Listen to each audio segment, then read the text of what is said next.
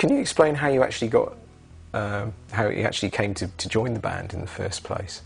Well, my mentor, Roy Guest, gave me a call on January the 1st, 1970, and I was in my parents' house. My young son was crawling around, and he said that he'd met the manager of a band who were looking for a lead singer, and so I just went along and I met these people, and they played very well, and they gave me a cassette of their music afterwards.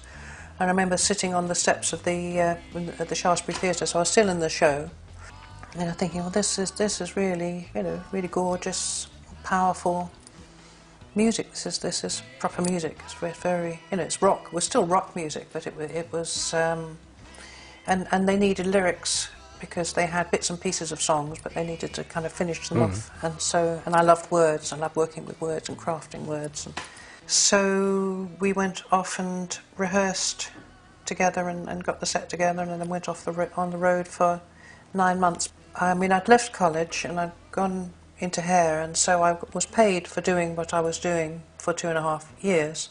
And then I got this opportunity, and these boys had the backing. They had a production company backing them, on the strength of what they were writing, but which wasn't even finished.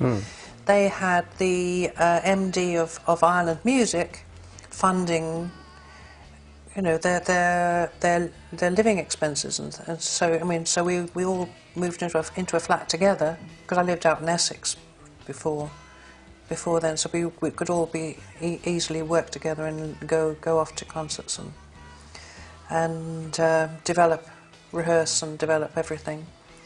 But the show was pretty much developed. But once went away for a couple of weeks to the country, that was what one did. The show was there. Vivaldi was storming, and there were a few extra songs in there which got dropped along the way. The rehearsals have been a lot of fun, and they wanted me to develop a vibrato into my singing, which hadn't been there to that extent. But I think because I was a big fan of Buffy Sainte-Marie, I think I probably had, because she has, a vibrato to die for. I mean, it is, it's no, yes. It's gorgeous, very passionate. So I mean, they wanted more vibrato, more like Roger Chapman, which is more like a sheep.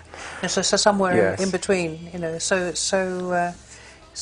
I remember they wanted that, and they were always so encouraging, and just left me to do my own thing, and whatever I did they were just concentrating on playing. Whatever I did was cool, And if I went up to them on stage, they were just kind of, they would be very hospitable and catch my eye for a few seconds, but they'd be busy playing away. And so I had the whole stage, all this music going on, and then when we had huge PA and fantastic equipment, and even when we were playing these little clubs and things, we had to deal with Orange, so we went out with sort of orange